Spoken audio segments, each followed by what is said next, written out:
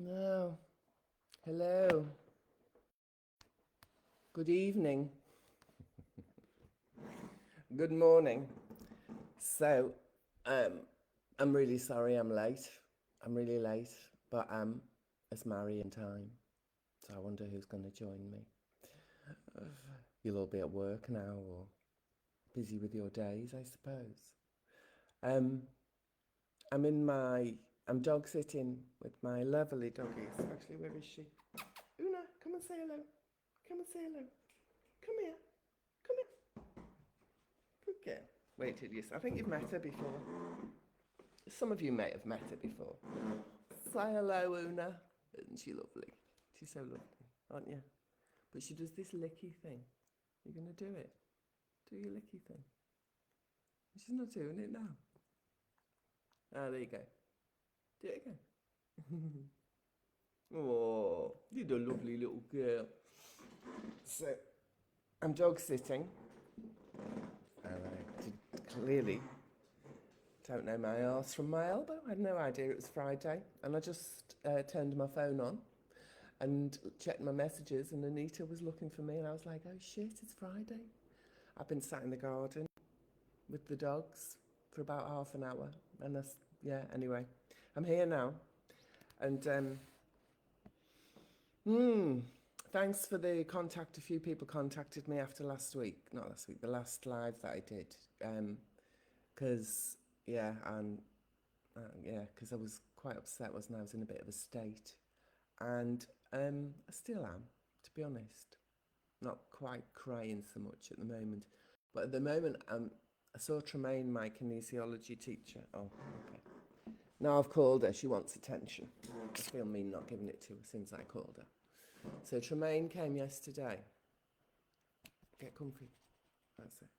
Tremaine came yesterday, and my kinesiology teacher, and we worked on memory of being fed, force fed as a child, and being fed your own vomit.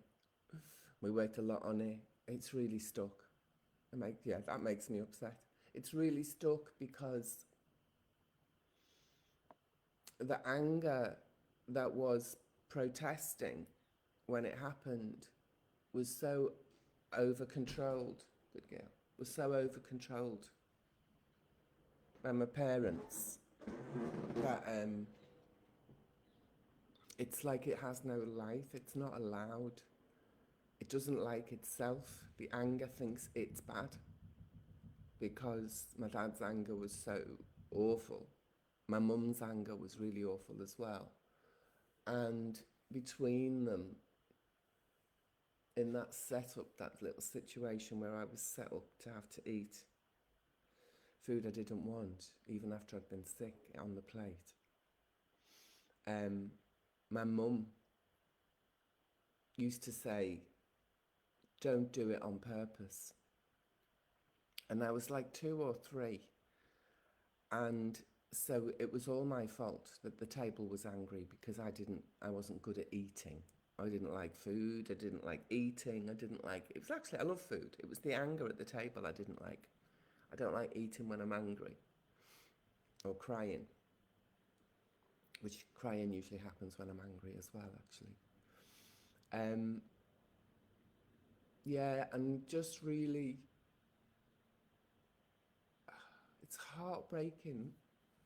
Even that my parents were so traumatized that they could do that to their own kid. Because it was, like my mum was saying, I was doing it on purpose, and I remember this quite a lot. The big piece I remember about it, which would have been really funny when it was happening, was that I didn't know the difference between on purpose and by accident.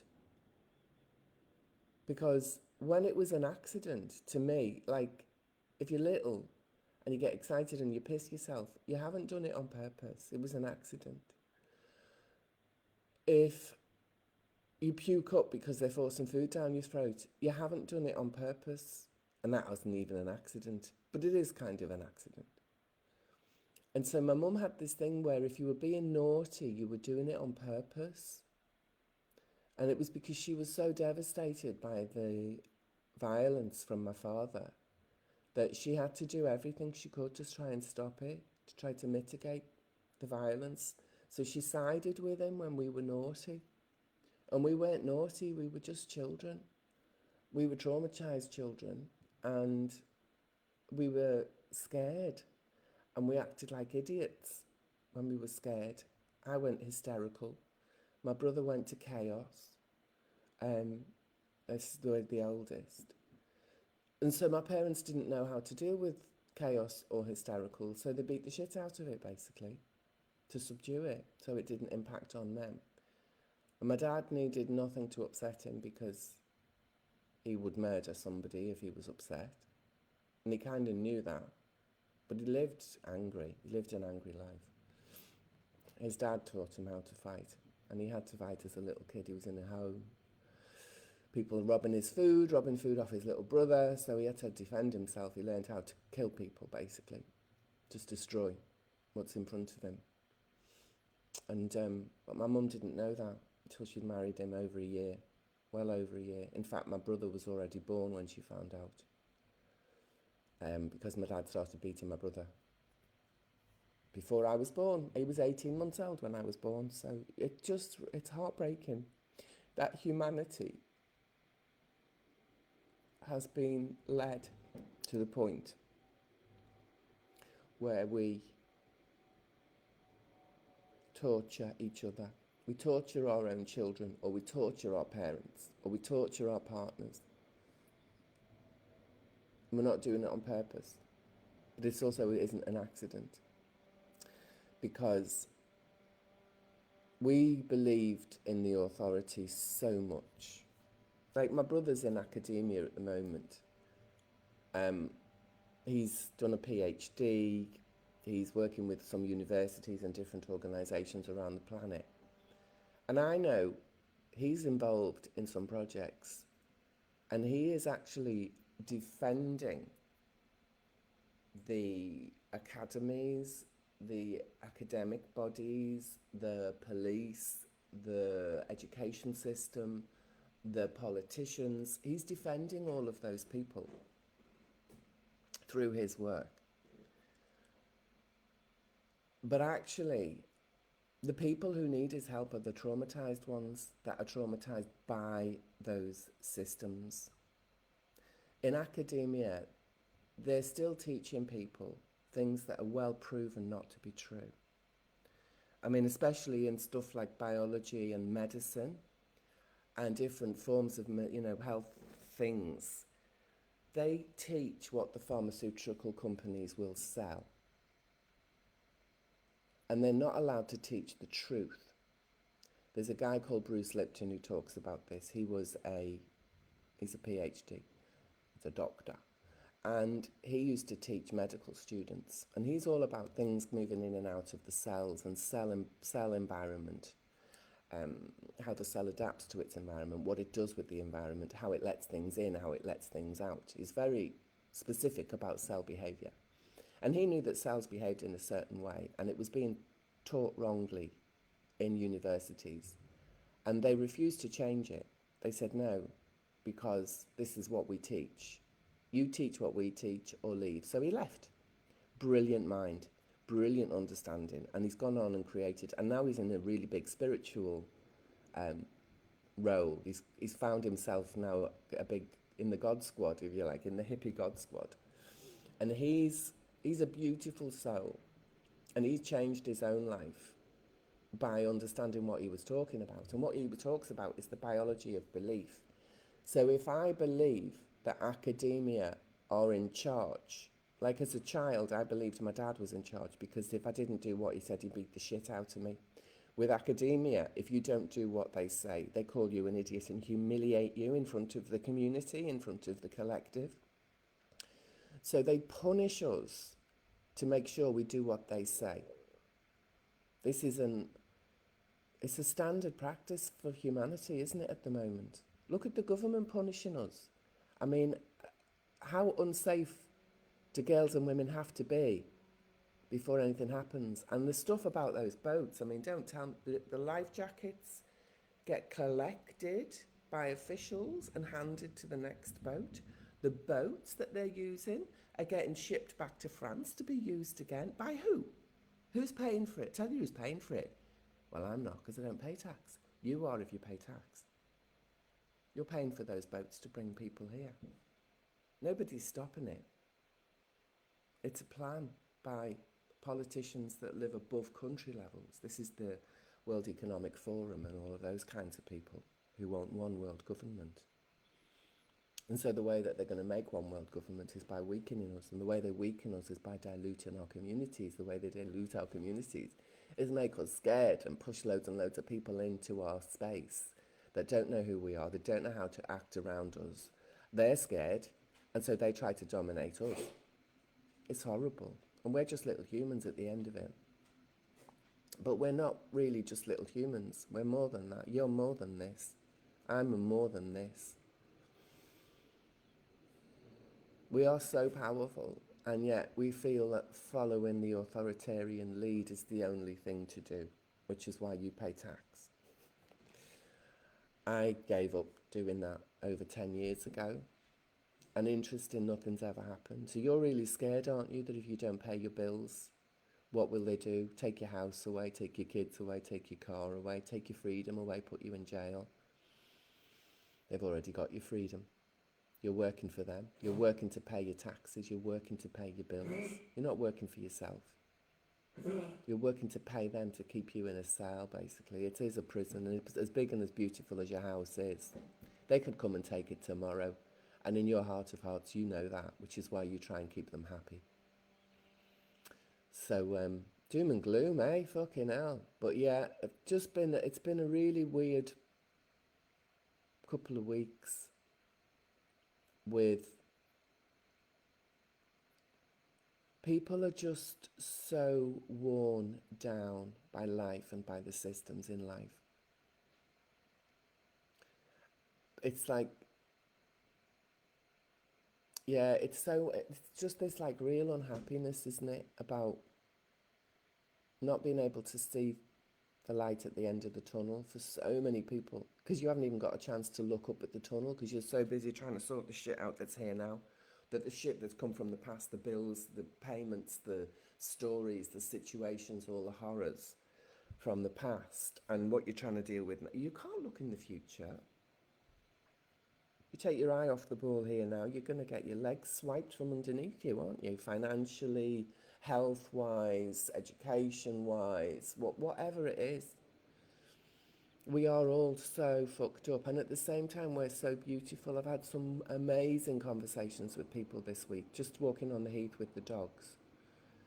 And I go out with my stick, and I don't really go far, and I walk quite slowly, and so a couple of people have stopped and talked to me, and it's just been really lovely, because talk about things like being on the heath and the weather being nice and how lucky we are to live close enough to a space like this in the city, and what nice dogs the dogs are that I look after, how much fun they are. So, you know, a little 5-10 minute chat is really lovely, and it's all about now, present moment. It's not talking about the bloody, you know, spraying in the sky, which they've started again. It's not about busloads of foreign men arriving in villages. It's not all that stuff. It's not about that. It's just about here and now, and the dogs and the park and the sunlight. And people ask me about my blindness, you know, how do I get on? Yeah, so like it's quite refreshing to just have those little chats. And then Tremaine, my kinesiology teacher, was here yesterday, and we're trying to wean him off conspiracy theories. Not really the conspiracy theories, because most of them aren't theories, they're the truth. Takes less than fucking 6 hours these days for a conspiracy theory to be realised as truth. But he's got a little girl, and she's like 5 going on 6, and he's never let her have any medical treatment, any jabs or anything like that. And luckily, when she was born, her mum was still alive until she was quite 1 when her mum died. But her mum was the same mindset, like the health services are full of killers. a lot of them unconscious, but the whole thing is based on population control. So yeah. But and so he used to really like rant and rage, and he'd pick on anyone. If you were standing still for 2 seconds with no one to talk to, Tremaine might come and stand next to you and ask you what you think about the, I don't know, vaccine schedule or something. He does it a lot, and he's realised he rants and raves at people, and they don't fucking want to know.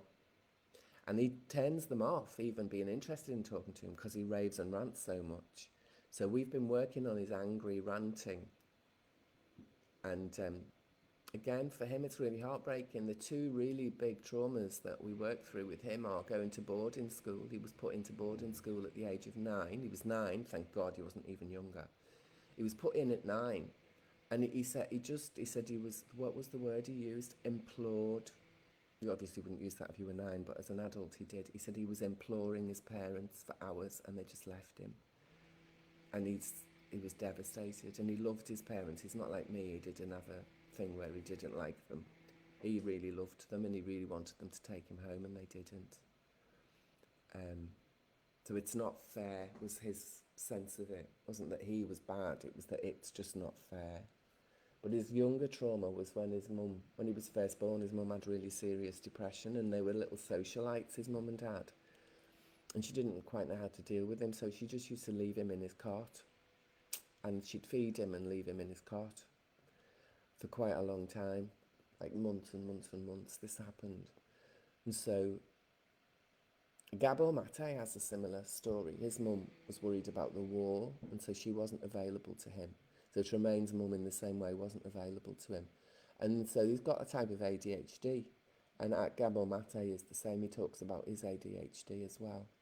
That it's a consequence of having a mum that wasn't there. So you, as a baby, you learn, rather than attending and being attended to, and the cycle of communication, you learn to inner soothe. And by inner soothing, what you do is you dissociate, you zone out. Because to stay zoning in to the lack of attention and lack of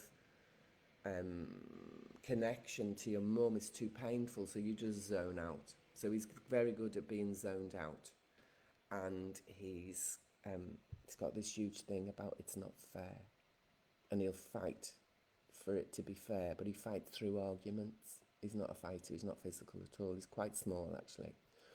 He calls himself, he's very mediocre, he was never chosen for a sports team. He could catch a ball, but it'd have to be well thrown. But it's really interesting because our processes are quite similar and how sometimes how they manifest. But when I get into the depth of how safe it is to be yourself, it's not safe for me to be me. Under no circumstances is it safe for me to be me. If I respond honestly to things, and as a 3-5, that makes it even more difficult, because to respond honestly to things, I constantly notice what doesn't work. And you don't even know it doesn't work. You don't even understand what I'm talking about. But there's something that's happened, and I go, but that isn't, that if you want this thing, what you're going for is something else. It's not going to give you what you want. And my 3-5 spots it straight away, but people don't like it. And they don't like having to explain themselves. Well, unless everything is absolutely a certain way and they have worked it out and it is completely watertight, if you like. People love to explain it then. And I love that, because if I can see a plan's come together, it's like, oh, that's amazing, well done you, you know. But when people are after things and they're doing something that I know doesn't fit that mould, unless they can explain to me how they're going to make it fit, I'm like, well, it's almost like, what are you doing that for? It's like it's wasting time, and wasting time feels dangerous. Feels like you're going to get in trouble if you waste time. So I'm basically killing everybody's dreams and ideas. That's not true. That's not fair. I often burst people's bubbles. But it's not because I don't want them to be happy or I don't want them to have what they want. It's because I do want them to be happy and I do want them to have what they want. And I think that what they're approaching isn't going to work. And then I get a bit scared because I think if it doesn't work, then you'll be in a state. And if you're in a state, suddenly my mind goes, catastrophe, catastrophe. Somebody's going to get injured or hurt or battered or dead. So it's fucking exhausting. Yeah. And I'm continuing to look for support. I've been given a list of, I've got a few lists now of numbers and contacts, and I know I need someone to help me look at my fucking list of numbers and contacts. It's just awful. Not being able to see is so... There's all these things I want to do, and I know how to do them. But my eyes don't work, so I can't. And sometimes I can spend hours and hours and hours working out how to do something without eyes, and I can do it. But that'll be one of the 25 jobs, and it will take 2 days. So, like with editing the book, I got on quite well at the beginning, and then the last few days, Word is not working in the same way, and I don't understand why. So I've spent like 2.5 days trying to do more editing on the book, and I haven't done anything. I've made no, I've not. I've actually not included any of the new changes I want in, because Word isn't working how I need it to, and I don't understand why it's not working. And possibly if I did understand why it wasn't working, I wouldn't be able to fix it because I can't see. So I'm still wallowing in my own shit, really. And I'm not giving myself a hard time about it, because I've been fighting wallowing in my shit most of my life. I've been ignoring it. I've been numbing it with alcohol. I've been trying to mystically magic it away with ayahuasca, with shamanic medicines, all this psychedelic psychodramas. And I'm still in the same shit. I mean, a lot has changed and there's a lot of differences around me, but I feel like I'm in the same shit. I'm in a situation where I can't do what I want. I can't achieve what I need. And in the meantime of trying to do it, I'm just getting in everybody's way, asking for help or telling them that their plans don't work or just pissing everybody off. And it's so familiar. I've just felt it all my life. So I always felt like my parents didn't like me, which is why I didn't like them. They treated me like they didn't like me. Their words, they were not very loving with their words either. When my mum was older, she used to say she loved us. But I could hear what she was saying, and it was like she was singing a song. And it wasn't genuine. It was, it was like rehearsed or performed for a purpose. But it was too late. She sat and watched us be beaten up by our dad. And she thought she had to do that because she was a Catholic and she married him. And so because she'd chosen him and she married him, she couldn't even tell anyone how violent he was. She felt responsible. She felt like it was her fault, and she felt inadequate. So she hid it. She pretended everything was okay. So she brought up 5 children who were trying to pretend everything was okay. All of us are still trying to do it. And all 5 of us are fucked up in our own way. Still trying to pretend everything's okay. Drinking ourselves into the grave, taking drugs, taking just all of the distractions you could possibly think of. If you ever want to go to a good party, come to one of my family parties. I can't go anymore because it's just too much excess. And I want to do it. It's not that I don't want to do it. I really want to do it. But being blind, I'm not going to do anything excessive anymore like that. It's too dangerous. But yes, so it's Friday. It's just completely, as I say, it wasn't until I picked my phone up and asked Siri to tell me what was going on in the world that I saw. Thank you, Anita, for messaging me. And Anita's given me some great information this week as well, but again, I haven't actioned it. I need to organise my head and who I'm talking to, what it is that they do and how I need them to help me, what it is I need. And again, identifying my needs is really hard. I feel like I'm in the way. I feel like I'm too much because I've got needs. And I'm angry that I've got needs that can't be met, because I meet somebody and they introduce themselves in a way that I think they're going to be able to help me. Like my friend Asha, she was helping me do loads of editing. And then it just all got too much for her. She's having a really hard time herself with life, you know, and she was trying to support me when she needs to support herself. And the other day she came and she said, oh, well, I'll come and I'll do some work to help you. And she ended up not doing anything to help me. I ended up helping her sort stuff out. And then I was really angry because she needs the support, but not from me. That's not the sort of thing that I've ever supported her with before. And so again, like all this stuff that I needed to be done didn't get done. And I do it all the time. I need to just go back of the list, back of the queue. And I don't know how to not do it. That's what upsets me. Is it's like I don't know how to not to abuse myself. I don't know how to not be unkind to myself, because I'm so busy pretending everything's all right, trying to fix you, so I'm not scared anymore that there'll be any repercussions. And I'm bewildered because I don't know what to do to sort it out, and it's not a nice place to be. And I'm not distracted by vision anymore. There's nothing that my eyes do that distract me anymore. So I'm wallowing. Yeah, wallowing. So fortunately I've got a nice sunny day today. I don't think they've sprayed today. Sprayed last night, it was horrible. I've got a nice day. I'm going to go walking on the heath with the dogs. And tomorrow I've got a couple of friends coming.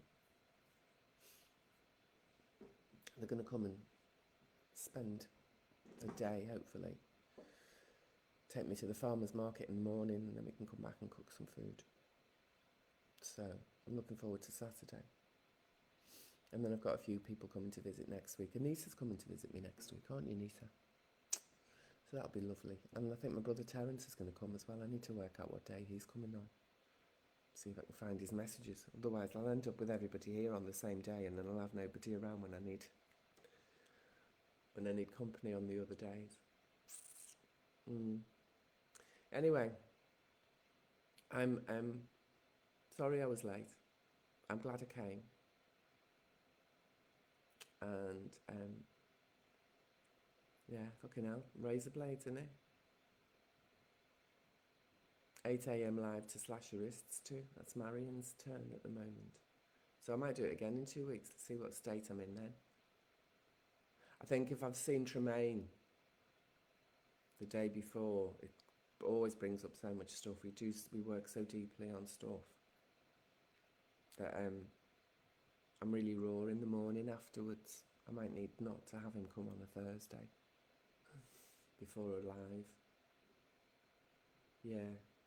So, thank you for watching. I don't know if anybody's joined me. I don't imagine anyone would, because comments from the audience will be shown here. Yeah, it's too late, isn't it? It's too late for you ladies, I think. What do you want to hear? When did you are loved? Oh. What do you want to hear? It's not hearing, lovely. It's feeling. Because I hear positive things all the time. And I hear soothing things, and I hear good things all the time. But I still feel scared. I still feel like someone's going to hit me.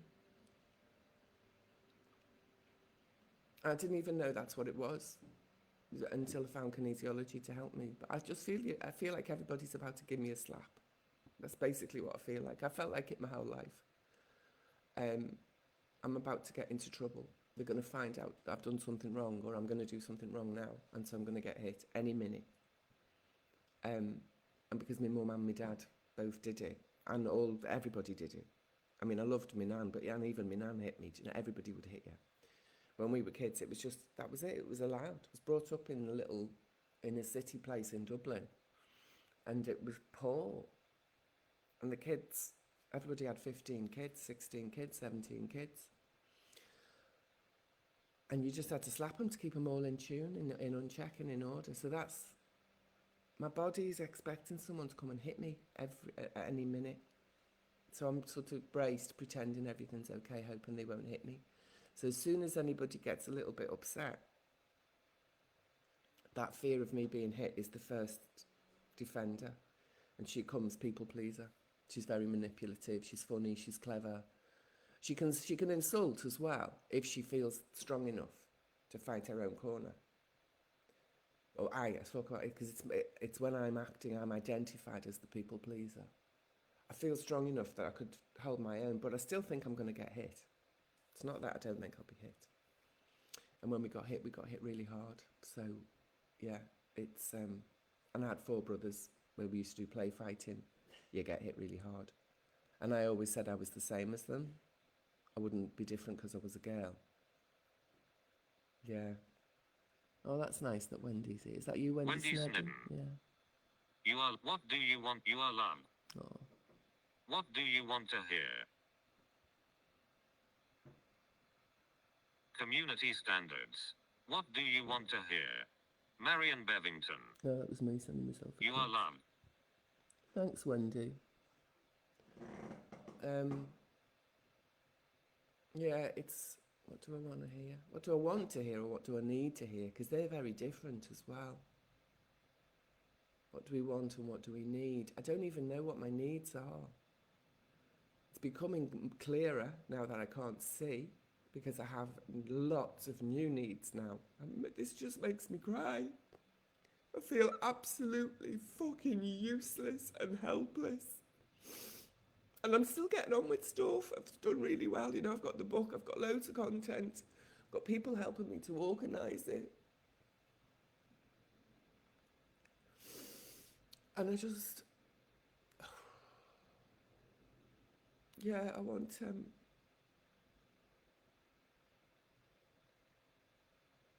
It's to feel safe. That's what I want. No, that's what I need. Feel safe. And I don't. Look at the world we're in. The block I live in the last 3 years, anyone who's moved in has been a single man.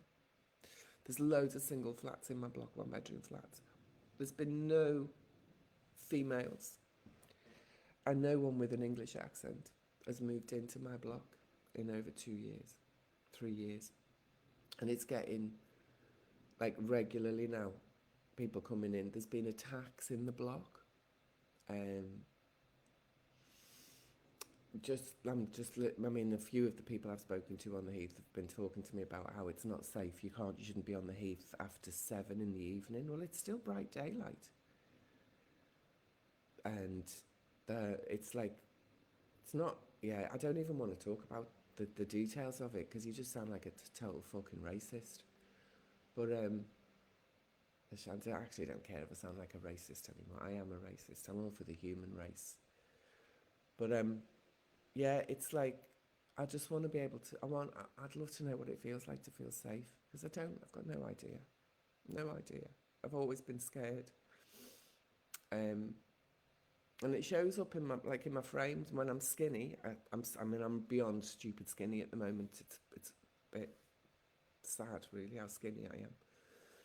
And then when I'm fat, I go fucking, like, I'm probably the same weight right now as I was of one of my tits when I did the TED Talk.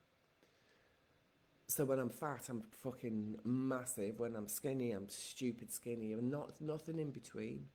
And again, it's this trauma response. So when I'm fat, it's because I'm eating to protect myself. I'm eating to protect myself from the world. Because I'm scared it's going to hit me any minute. And it does. It constantly hits me, not physically anymore. As a child, it was physical. But now, it's... I get hit by people's reactions to especially my 3-5, my picky finger, and I go, well, what do you think like that for? Because this is actually what's going on. And people get really upset because it isn't nice the way I say it. I know it isn't good the way I say it.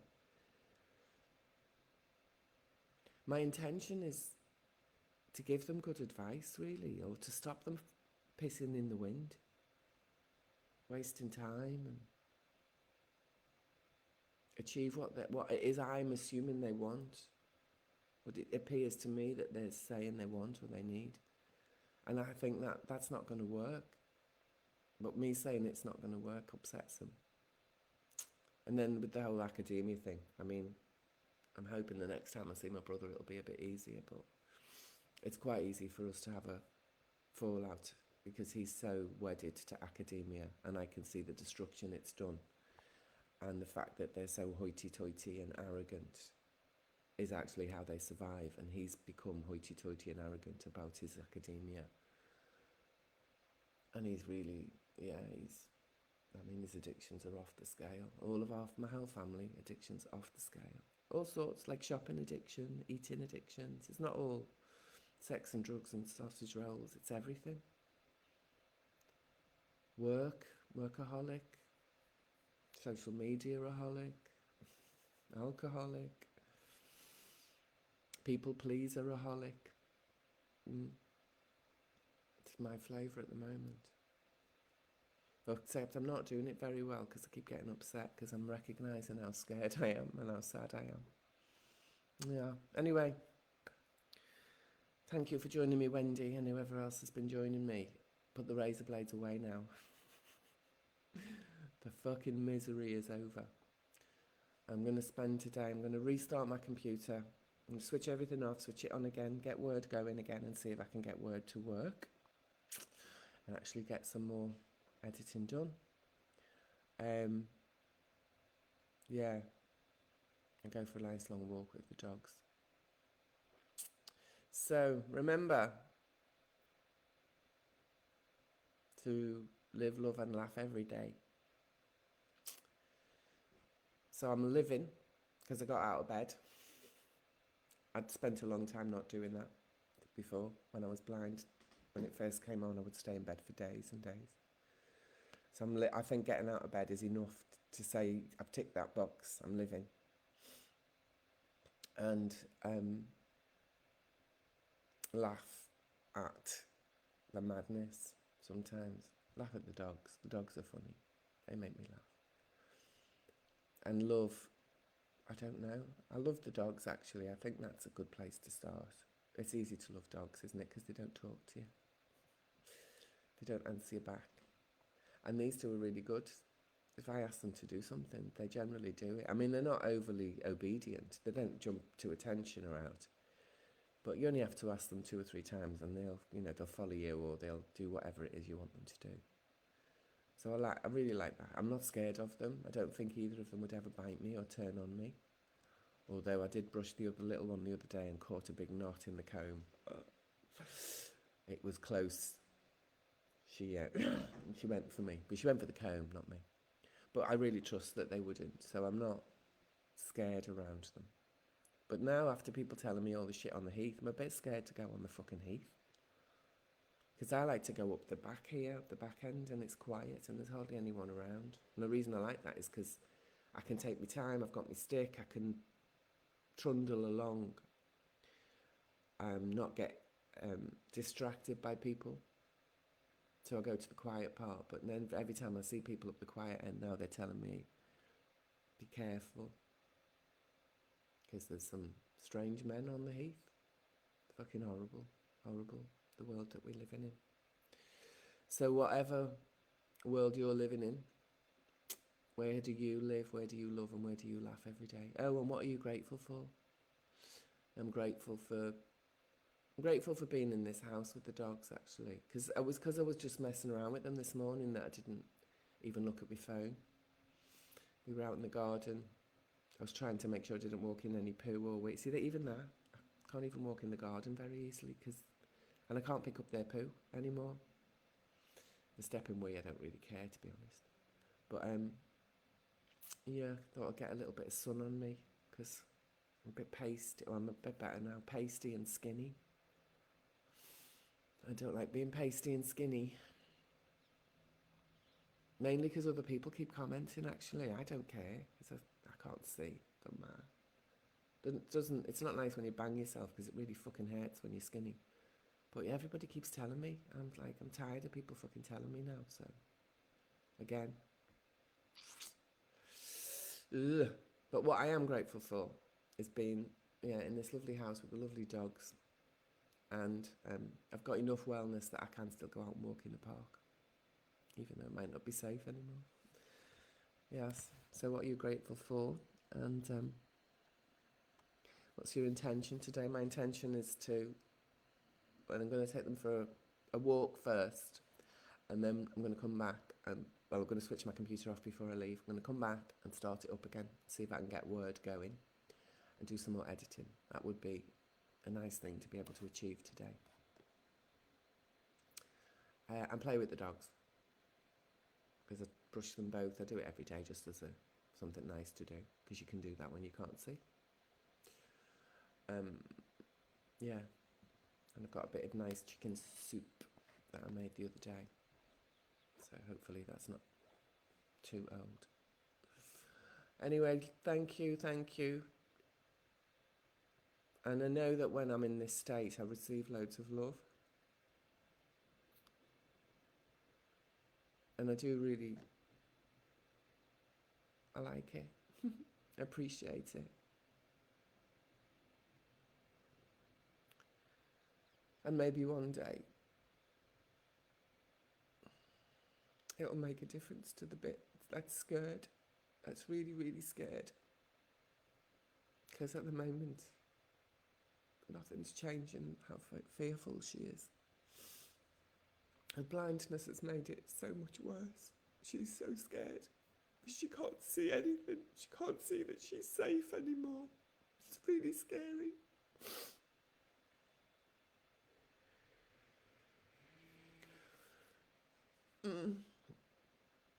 Anyway,